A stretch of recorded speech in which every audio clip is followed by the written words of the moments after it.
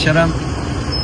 Apex હોસ્પિટલમાં રાતે 10 તારીખના સીધા આવવાનું થયું અને આપણા ડૉક્ટર વિજયભાઈ પટેલે ખૂબ સારી સારવાર કરીને ઇમરજન્સીમાં ખૂબ સારું એને કામ આપ્યું અને તાત્કાલિક એન્જિયોગ્રાફી કરીને. તો નમસ્કાર મિત્રો અને સ્વાગત છે તમારા બધાનો આજના નવા વિડીયોમાં. તો વિડીયોમાં મોટા સમાચાર મળી રહ્યા છે માયાભાઈ આહિર વિશે કે માયાભાઈ આહિર જે છે એ ચાલુ પ્રોગ્રામમાં બીમાર પડી ગયા હતા અને છાતીમાં દુખાવો ચાલુ થઈ ગયો હતો તો દવાખાને દાખલ કરવામાં આવ્યા હતા.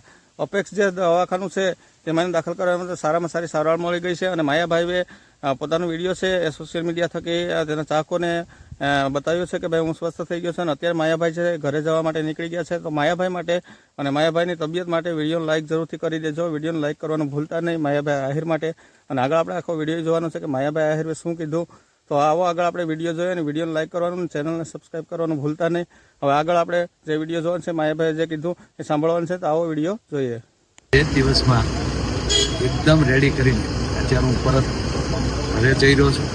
એટલે દરેક મારા પ્રેમી મિત્રો જે 2 દિવસથી સૂતા નથી, ખૂબ માણસો મળવા આવ્યું અને ખૂબ બધાના ફોન પણ એટલા. તો ભાઈ માયાભાઈ બીમાર હતા અને હોસ્પિટલમાં હતા તો એને ઘણા બધી વિડીયો કોલ અને ફોન આવતા હતા, મેસેજ આવતા હતા. તો માયાભાઈ જવાબ દઈ શકતા નહોતા. છતાંય અત્યારે તેણે એને સારું થયા પછી હોસ્પિટલની બહાર આવીને સીધો જ સોશિયલ મીડિયામાં વિડીયો પોતાનો જે છે ઇન્ટરવ્યૂ છે વાયરલ કર્યું છે અને કીધું છે કે ભાઈ ચિંતા કરવાની કોઈ જરૂર નથી અને હું એકદમ રેડી થઈ ગયો છું. અને બધા ડૉક્ટરોના વખાણ કર્યા છે કે ભાઈ ડૉક્ટરોએ ખૂબ મહેનત કરી છે અને ખૂબ મદદ કરી છે અને બધા માણસોએ પણ ખૂબ સારો ટેકો કર્યો છે. તો માયાભાઈ આહિર માટે વિડીયોને લાઇક કરી દેજો અને બાકીનો વિડીયો જે છે આપણે આગળ જોવાનો છે.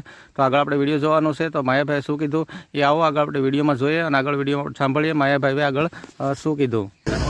એ બધાય મારા પ્રેમ છું. હું અત્યારે એકદમ રેડી છું અને ઘરે જઈ રહ્યો છું. બધાને મારા જય શ્રીરામ. કોઈ ચિંતાનો સવાલ નથી. એકદમ રેડી છું. જય શ્રીરામ.